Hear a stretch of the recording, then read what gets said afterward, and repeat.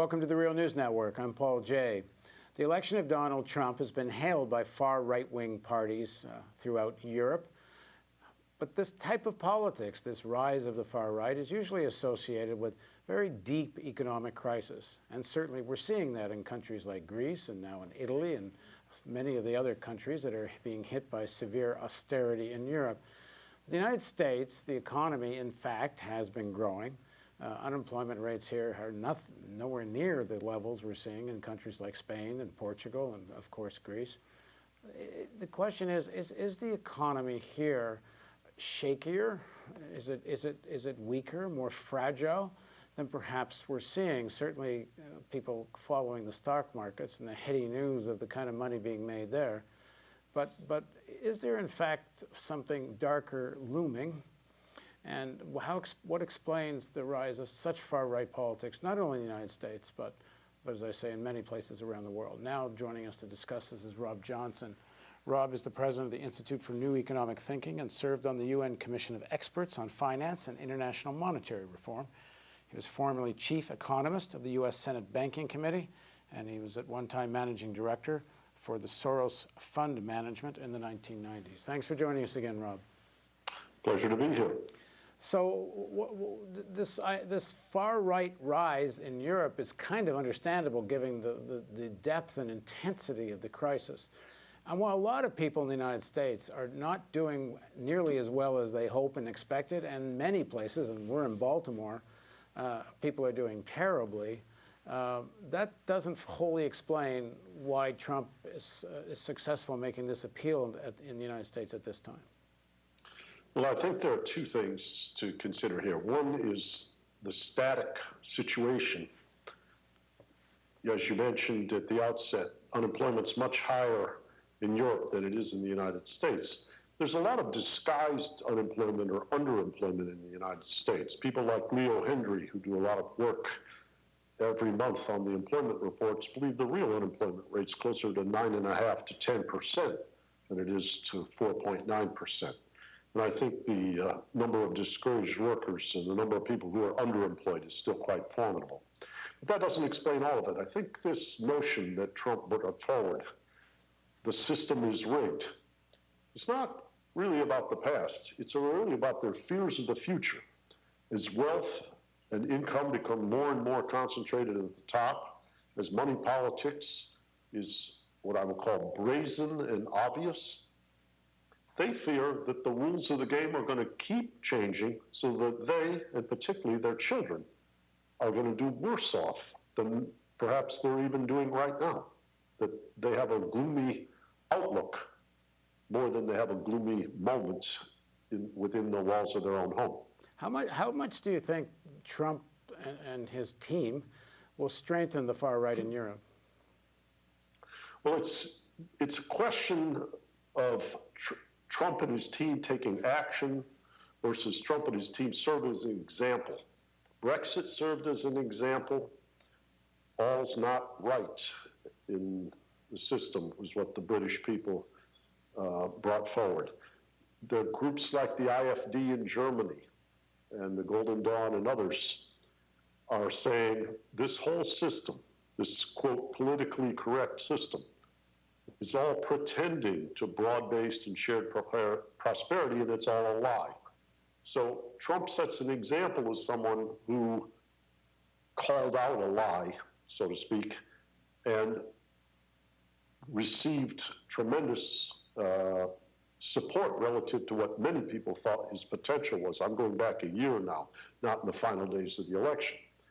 And so that his message resonated with truth, gives heart to leaders like Le Pen and others in Europe on the far right, that their future is rising, that the people will hear them, that they're on the right track. I would also say that the strength that Vladimir Putin might achieve through his affiliation with Trump and perhaps a decision what they might call giving him a sphere of influence may allow him to be more aggressive and more divisive, potentially infusing cash and support to the far right. And I would also say generally propagandistic techniques that Trump used quite masterfully, appealing to the emotion, not to reason, frighten many people, but invigorate the vigor and the conviction of people on the far right. And that will likely be emulated quite frequently now. The American response, unlike much of Europe, to the deep crisis of the 1930s was Roosevelt, the New Deal. You had Vice President Wallace, who makes Bernie Sanders look like a centrist, and a real attempt to push a kind of social democracy within capitalism through the New Deal. Can you imagine such a thing emerging with the Democratic Party, especially now that finance is so much more powerful than it was in the 30s, although partly because of the crash, I think they lost a certain amount of clout in the 30s. But finance is so powerful now, and a section of finance has such control over the Democratic Party. Is a Rooseveltian type response possible within the Democratic Party? Well, I'd say the evidence of the response to 2008 suggests that it's not. And the diminution of the control of finance was hardly thwarted at all. And the lobbying expenses were very, very formidable in the 2009-10 period as Dodd-Frank legislation was being considered. So I would say it is a different structural era, and no one stood up like Franklin Roosevelt did and say, I relish the hatred of my enemies. Yeah, one wishes you would have heard those words from President Obama. Well, I think this financialization is even more profoundly a problem in Europe, where they're very dependent on a banking system. The ratio of bank assets or liabilities, meaning the scale and size of banks, to the European GDP is much higher than in the United States, where we depend more on securities markets. So the system is a little more hostage to the health of banks. And as you've seen in the Eurozone crisis, they've been turning countries inside out and pretending that it's uncompetitive labor costs in the periphery that's the cause or source of their problems, and preaching austerity. My reading of that crisis is it was really about poor financial regulation, some misaligned incentives, and a huge boom-bust cycle of capital inflow into the periphery, and then after Lehman Brothers shocked all the banks and made them tighten their balance sheets, all that money that went in stopped, and you had what Guillermo Calvo, the famous Latin American scholar, called a sudden stop, and then the capital came back out. And instead of writing down debt in Europe, the political power of those institutions, particularly in France and Germany, was so formidable that they turned countries like Greece inside out, and they established things with the IMF, the so-called Troika, to fund paying back the banks and socializing the debt of the banks through the central banks. So what bankers should have written down of bad loans to peripheral Europe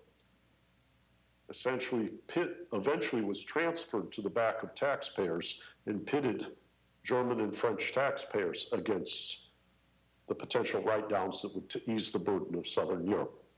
Nobody could transfer that much off of their balance sheets without tremendous political power. The real problem and dysfunction of banking, the massive moral hazard, is much more profound there than even in the United States, where it's pretty egregious. The response often of this system structurally to political, economic crisis has been war, and Trump has promised a massive reinvestment in American military power. He's promised to crush ISIS. He's, with the rhetoric against Iran and promising to rip up the Iran agreement, and the type of people around him that he's appointing from Flynn and Pompeo and others, the target, the bullseye seems to be on the Iranian government's back. What do you make of the potential for war with this administration? I think when somebody runs as a nationalist, an economic nationalist, a strong man, that there's an awful lot of rhetoric. And a lot of that rhetoric will not be realized in actual policies.